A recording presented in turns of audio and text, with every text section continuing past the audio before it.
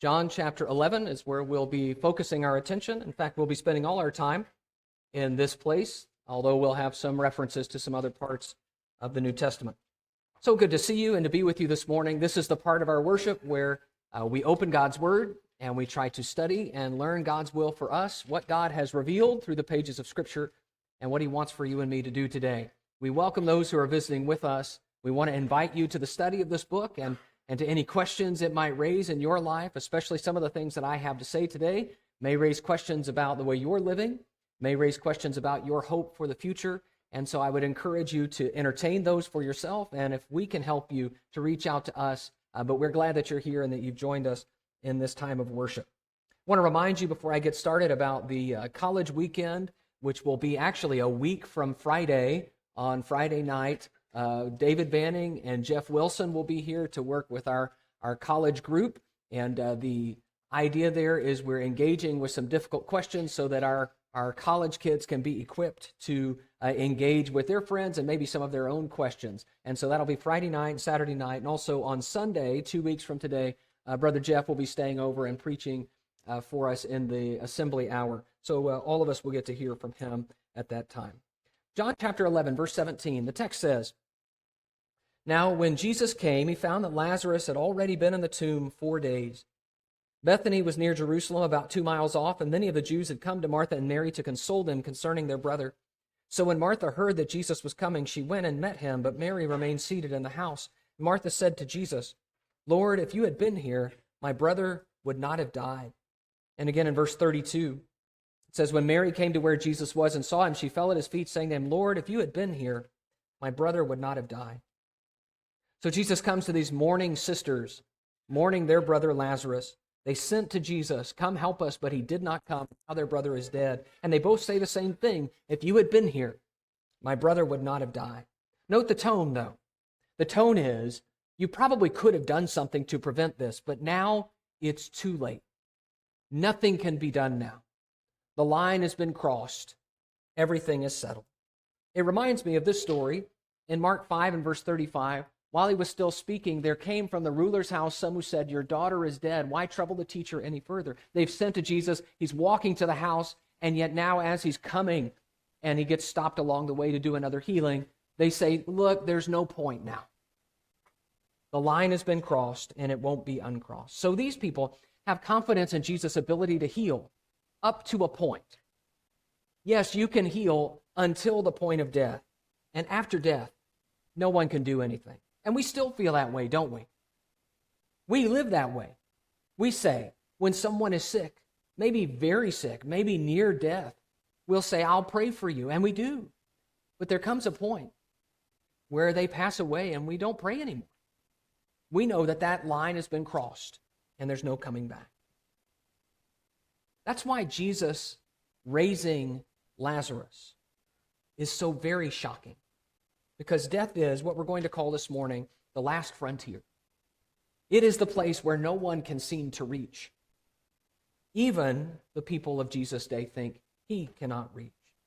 And yet this miracle and several others, including Jesus' own resurrection, prove that his power extends even past death. We're in the middle of a series, as I've mentioned in the last few weeks, examining some of Jesus' healings, because I want us to give more attention to some of the things that we're very comfortable and familiar with, so that we can especially grow deeper and learn deeper the truths that they reveal about him and about ourselves. And so this morning we're going to talk about death. Death appears to be the end.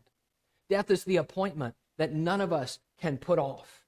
And yet Jesus shows us a different way to think about death, both our own death and the deaths of those that we love. And I want us to consider this story and think those things for a few minutes this morning. Let's look in verse 1 of John 11. John 11 and verse 1. "Now a certain man was ill, Lazarus of Bethany, the village of Mary and her sister Martha. It was Mary who anointed the Lord with ointment and wiped his feet with her hair, whose brother Lazarus was ill. So the sisters sent to him, saying, 'Lord, he whom you love is ill.' But when Jesus heard it, he said, 'This illness does not lead to death. It is for the glory of God, so that the Son of God may be glorified through it.'" So Jesus knows Mary and Martha and Lazarus well. They show up in other stories in the Gospels, and John even says here, this is that Mary, verse 2, who anointed the Lord with ointment, which is something he hasn't even described yet in his gospel. But there were a lot of Marys floating around in this time. And so he says it was that Mary. That's the same Mary who now he's dealing with because her brother is dead, or he is sick and about to die. Verse 4, Jesus says that this illness doesn't lead to death, which is an ironic statement when we learn what all is going to happen, but it is for the glory of God. God's going to reveal his glory through Lazarus' sickness. Verse 5, now Jesus loved Martha and her sister and Lazarus. So when he heard that Lazarus was ill, he stayed 2 days longer in the place where he was. Now, if those two sentences read weirdly to you, they should. It says, now Jesus loved them, so when he heard he was sick, he stayed where he was. He didn't go to them. And there is a reason for that, and yet it's a little counterintuitive. John points out that it is Jesus' love that explains his actions. He loved them, so he stayed, because there's going to be a greater good that Jesus will accomplish for Lazarus and his family by staying away than just going and healing him. Verse 7. Then after this, he said to the disciples, let us go to Judea again. The disciples said to him, Rabbi, the Jews were just now seeking to stone you, and are you going there again? So the disciples are a little skittish because back in John 10, the last time they were down in that area, they had tried to stone Jesus for blasphemy. And so they're a little uneasy about the possibility. So Jesus says, verse 9, are there not 12 hours in the day? If anyone walks in the day, he does not stumble because he sees the light of this world. But if anyone walks in the night, he stumbles because the light is not in him. And that's one of Jesus' really odd, sort of enigmatic sayings, where he's talking about light, and he's talking about walking, and we have a hard time figuring out what he's saying. I think what he is saying, I'll just give you my think-sos, and if you have a different idea, we can talk about it later. But I believe what he's saying is that in the same way that there are 12 hours in a day, and that the light is in those 12 hours, so he says, I've got a certain time I'm here to do my work, and if I walk in the day and in the light, I don't stumble. But in this context, I think what he seems to be saying is, if I go down to Bethany and heal or raise Lazarus, I'm walking in my Father's light. I'm doing this work. God's not going to let me be killed before the time is right. I believe he's saying I'm following the Father's will, and so I know I'm safe. And I think he's encouraging them, hey guys, it's going to be okay. I know that there will be a point where I die, but this is not it. Verse 11. After saying these things, he said to them, our friend Lazarus has fallen asleep, but I go to awaken him. And the disciples said to him, Lord, if he's fallen asleep, he will recover. Now Jesus had spoken of his death, but they thought he had meant taking rest in sleep. And Jesus told them plainly, Lazarus has died, and for your sake I am glad that I was not there so that you may believe, but let us go to him. So Thomas, called the twin, said to his fellow disciples, let us go also that we may die with him. So here you've got that good old misunderstanding between Jesus and his disciples. He says, well, Lazarus is asleep. And they say, oh, well, don't worry about it. Then he'll wake up, because they're scared of going. They don't want to go. And Jesus finally has to be super blunt with them and say, look, Lazarus is dead. Got it? But he also says something interesting, verse 15. For your sake, I'm glad that I was not there so that you may believe. There's going to be good that comes from that. Especially, there's going to be good in the development of the disciples' faith. You're going to believe because I wasn't there. And that's good. So I'm kind of glad. He says, I am glad. Did you hear it? He says, this man has died and I love him, but I am glad. Again, this strikes us as odd. But I just want to say, how seriously must Jesus take our faith if he is willing to say that when someone else suffers and perhaps dies, that it might be good because it might build faith in us? I wonder if we take our own faith and opportunities to grow in our faith nearly as seriously as Jesus does. Let's keep reading. Verse 17. Now when Jesus came, he found that Lazarus has already been in the tomb 4 days. Several scholars point out that there was a Jewish tradition that the spirit, after a person died, the spirit hovered near the body for 3 days. And that was a sort of a Jewish superstition. And here we have a man who has already been in the tomb, probably buried the day he died, but he's been in the tomb for 4 days. So no one is thinking this is some sort of resuscitation. No one is thinking, oh, well, that's understandable This man is dead beyond dispute and beyond doubt. Verse 18. Bethany was near Jerusalem, about 2 miles off, and many of the Jews had come to Martha and Mary to console them concerning their brother. So when Martha heard that Jesus was coming, she went and met him, but Mary remained seated at the house. Martha said to Jesus, Lord, if you had been here, my brother would not have died. But even now I know that whatever you ask from God, God will give you. So Martha comes out to meet Jesus. Mary doesn't. I kind of wonder if Mary wasn't mad at him, because Mary's going to have a little different behavior a little later in the chapter too. But Martha comes to him and she says, you could have healed my brother. If you had just shown up when we called you, if you had been here, my brother would not have died. And yet, she says something that sounds a little like Martha might be expecting a resurrection. In verse 22, I want you to notice this because I think this is important. In verse 22, she says, but even now I know that whatever you ask from God, God will give you. It sounds like she's saying, Jesus, you can raise him. You want. I don't think that's the case. And the main reason I don't think Martha is saying, come raise my brother, is because when they go to the tomb and Jesus says, take away the stone from the tomb, Martha says no. Martha says he's going to stink. I don't think Martha is thinking, yeah, let's do this right now. She's not gung-ho when it comes down to it. I think instead what's happening is Martha is saying, look, Jesus, you didn't show up, but even now I still have confidence in you. I think God still listens to you. I think you're still the one we need to follow. I'm disappointed. I'm a little frustrated. I don't understand why you didn't come. But even now, I know that God still listens to you. So I'm still on board, even though Mary may have her own questions and issues at the moment. Verse 23.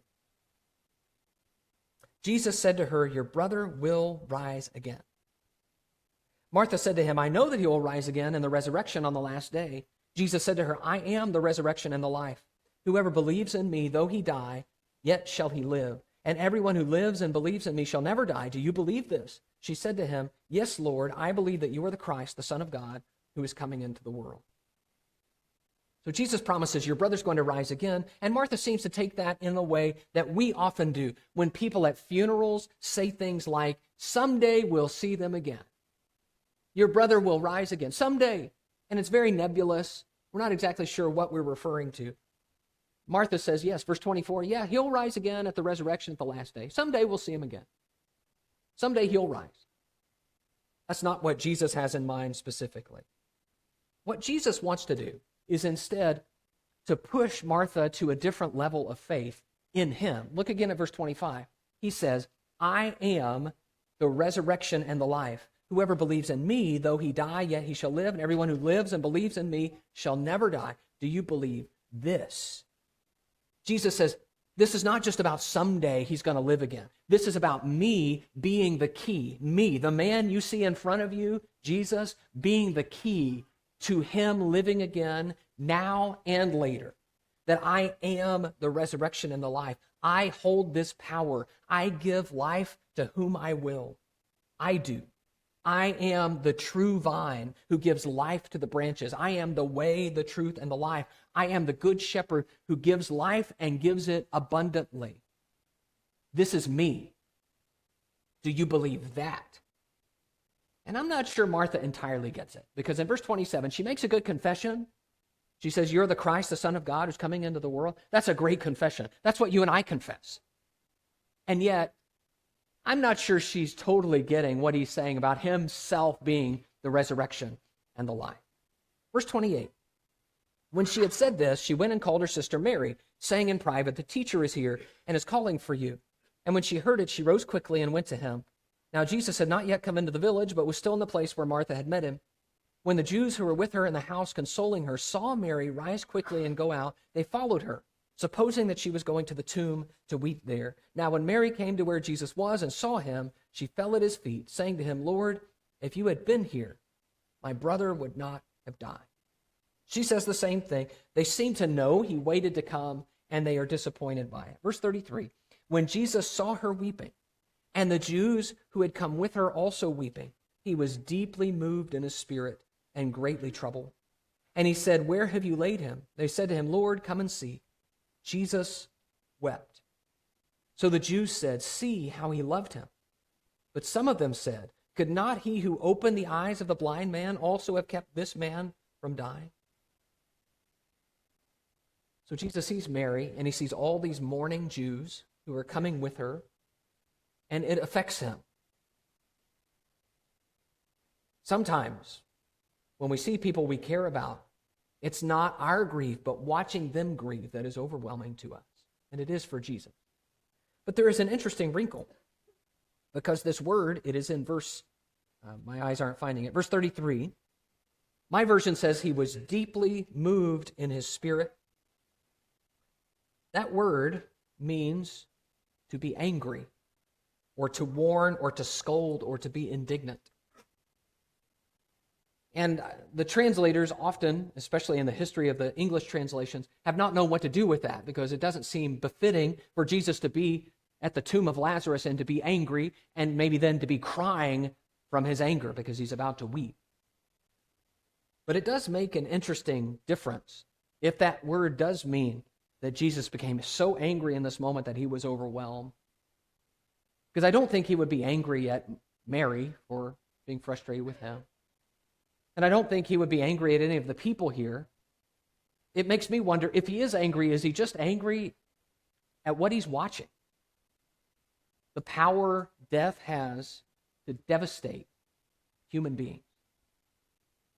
Angry at how long this has gone on, lifetime after lifetime, ended by death in a way that just overwhelms him. In fact, it reminds me a little bit of how Jesus speaks to the demons that we talked about last week, where there is a little bit of a sharp tone he has with the demons. And he's not ready to deal with the demons finally yet, but when he encounters them and he sees the damage they're causing to people, it affects him. He has compassion on them. He cares. It bothers him. And so he acts in those specific cases, and in doing so, he shows what he's someday going to do to the demons and here to death. To say there are people that death is hurting. And I don't like that. It makes me angry. Now you might say, well, maybe it's not anger. Maybe it's just being overwhelmed, being upset, being greatly moved. In either case, I think we can definitively say that he cares for the pain of these people who are overwhelmed by death and its consequences. I hope it gives us, by the way, we have some here who are in moments of grief and who have lost people close to them just in recent days. And I hope that this gives some measure of comfort for us to all know that God sees when we hurt and that it affects him. He is not just blind to that. He does not just say, well, get over it, dust yourself off and move on. He weeps with us. Verse 38. Then Jesus, deeply moved again, came to the tomb. It was a cave, and a stone lay against it. Jesus said, "Take away the stone." Martha, the sister of the dead man, said to him, "Lord, by this time there will be an odor, for he has been dead 4 days." Jesus said to her, "Did I not tell you that if you believed, you would see the glory of God?" So Martha protests the taking away of the stone, as I mentioned. Going to the grave and saying, hey, come look at his grave, that's one thing. But taking the stone away, that's going too far. Why do you need to go in there? What's this about? In fact, it seems that Martha's probably concerned that there's going to be some kind of shame or embarrassment that comes either on Jesus or her brother or both. And Jesus rebukes her a little bit. He says, just believe. Trust me, and you'll see God's glory. We've already talked about this. When I asked you, do you believe this? You said you believe that I'm the Son of God who's come into the world. That's what you believe. So can't you trust me that when I say take away the stone, it's not going to be to your shame? Verse 41. So they took away the stone, and Jesus lifted up his eyes and said, Father, I thank you that you have heard me. I knew that you always hear me, but I said this on account of the people standing around, that they may believe that you sent me. I love this about Jesus. Jesus says, I'm going to stop right now, tomb open, and pray to God so that everyone here knows what's happening. That I'm not some kind of charlatan who's got some confederates in different places. That I'm doing this by the power of God, and that God sent me. That I'm not just an independent agent, but I do the will of my Father. Verse 43. When he had said these things, he cried out with a loud voice, Lazarus, come out." And the man who had died came out, his hands and feet bound with linen strips, and his face wrapped with a cloth.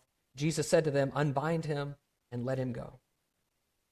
So he speaks to Lazarus, and Lazarus begins to walk out of the tomb, covered in the grave clothes that they had. I tried to find, by the way, a picture. You'll notice I just have the stone rolled away from the tomb picture. There are a lot of pictures, like a lot of artwork of raising Lazarus.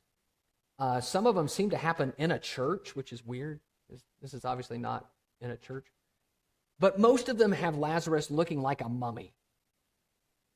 And I don't think that's what's happening here. They did wrap the dead in grave clothes, and obviously his legs are bound in some way, so he's probably shuffling out. And Jesus says, "Get rid of the clothes and set him free. Unbind him and let him go." Earlier in John, Jesus said, "Truly, truly, I say to you, an hour is coming and is now here when the dead will hear the voice of the Son of God, and those who hear will live. Do not marvel at this, for an hour is coming when all who are in the tombs will hear his voice and come out, those who have done good to the resurrection of life, and those who have done evil to the resurrection of judgment." All who are in the tombs will hear the voice and come. The day is coming, Jesus says, when all the dead will be called out. Lazarus is just the beginning. He's just one of the first proofs of that. I especially want to emphasize that this is about hearing the voice of the Son of God. Hear his voice. That same voice, that same word that we talked about weeks ago, where Jesus says to the paralytic, "Rise, take up your bed and walk," and suddenly a paralyzed man can rise and take up his bed and walk. That same voice with which Jesus can rebuke the unclean spirits and say, "Come out of him," and they obey him. Now that same voice, Jesus says, will be used to call forth to all the dead, and they will come out of the grave. There will be resurrection. When Jesus speaks, it is with this earth-forming, storm-calming, mind-bending power. This is who he is. This is the power his words hold. And when you open this book and read those words, whether they're in red or black or whatever, remember that. These are not mere words. They are words that all of heaven and earth conform to. He upholds all things by the word of his power. Lazarus comes forth. And amazingly, probably more shocking than the miracle itself, some people don't believe when they see it. In fact, there are some, it says in verse 46, who go and tell the Pharisees what had been done. And they decide that they're going to plot to kill Jesus. And also, an interesting little wrinkle in chapter 12 and verse 10, it says they plot to kill Lazarus also, because Lazarus was living evidence that a miracle had happened. That's just a reminder, by the way, that miracles don't make all our questions go away. They don't fundamentally change our hearts. And that just because we have more information doesn't mean that we want to do what's right. Because there are people who watch a dead man walk out of the graves and say, wonder how that happened. Better go tell on it. So what can we take from Lazarus' raising? I want to give you 3 ideas here, and then I want to talk about how this might change us in 3 ways. First, death is not the end it appears to be. We've traced this throughout the lesson. Mary and Martha say, if you had been here, my brother wouldn't have died. Disciples, by the way, are only concerned about their own deaths in this story. If we go, we might die. Then you've got the other people who are standing around saying, could this man who opened the eyes of the blind, could he have possibly prevented this? And yet no one says, oh, I bet he's going to raise him from the dead. No one is expecting a resurrection because that's not the way it works. Death appears to be the end. Even the Pharisees' reaction after the miracle shows that. Because they're saying, look, we can deny a lot of stuff, but you can't deny when a dead man comes back from the dead. He was 4 days dead. What can you do with that? Death is a line for us that we cross and we don't cross back over from. It just doesn't happen. And yet, here comes Jesus, who has no respect for that way of thinking. Death is just another line, another frontier he can cross. Paul says, in the presence of God, the God in whom he believed, talking about Abraham, who gives life to the dead and calls into existence things that do not exist. And I love it when Paul says this, when he is giving a testimony in defense of himself. Why is it that thought incredible by any of you that God raises the dead? Why would we think that God has so much power, but his power stops at the grave? Once we die, there's nothing God can do. It's God.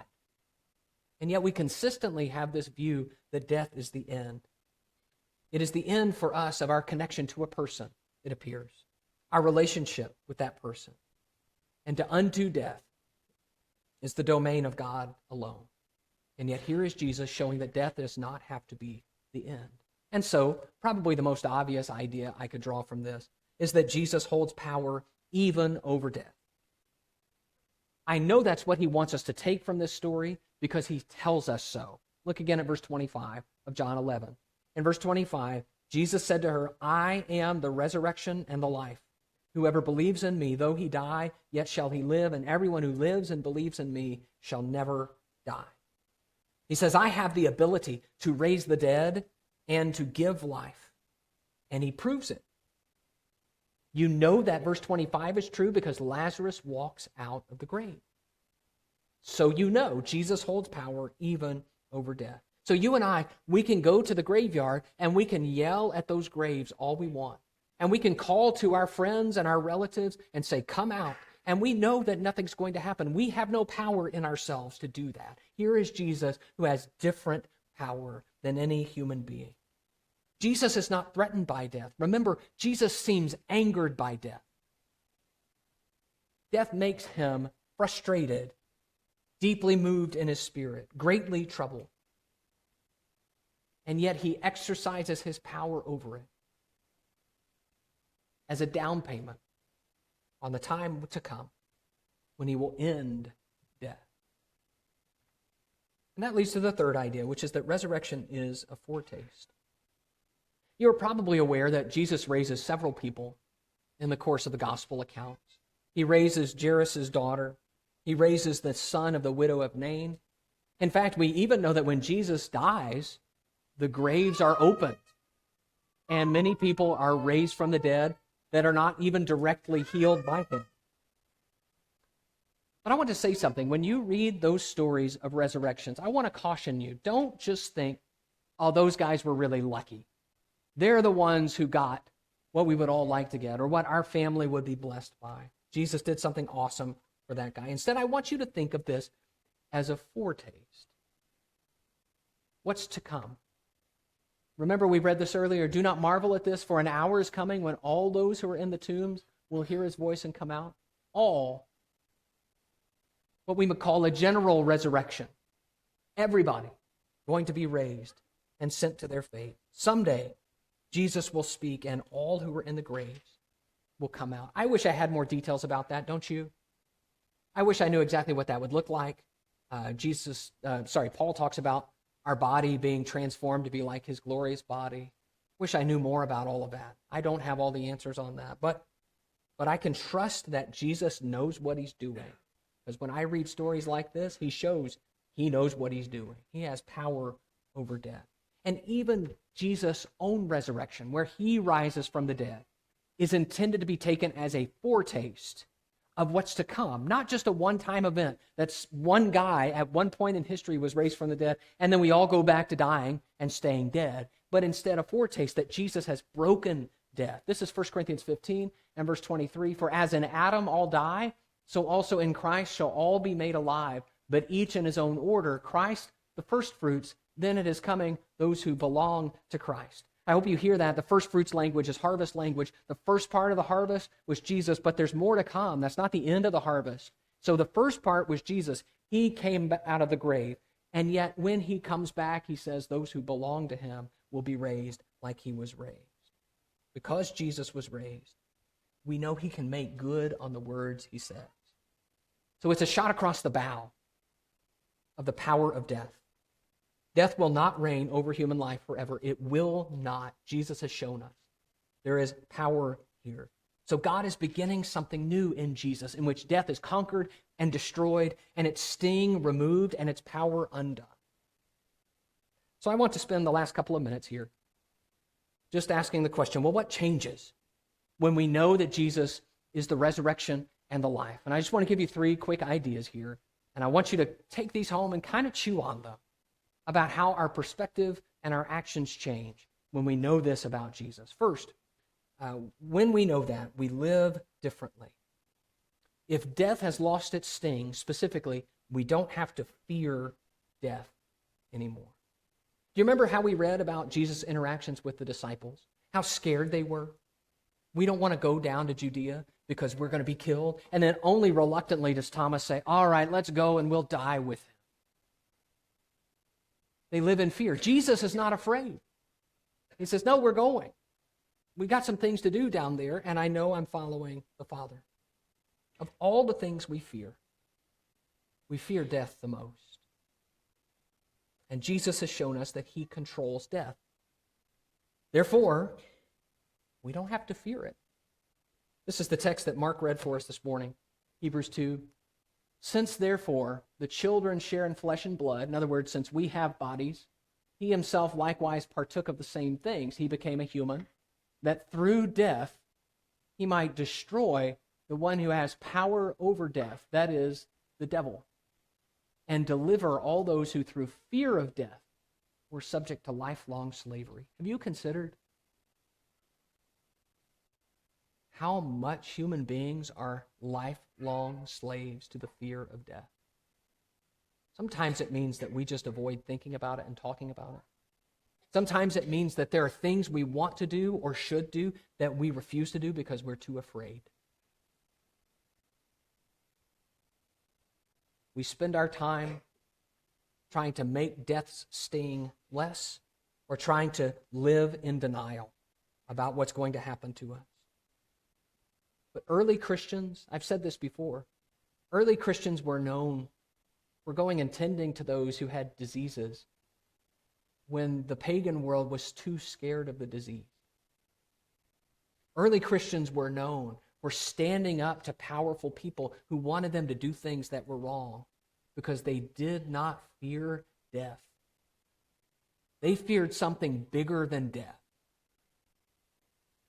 So in other words, they lived differently. So I'm not saying that we should be reckless with our life. I am saying that sometimes our fear of the unknown paralyzes us from doing good. And Christians live differently.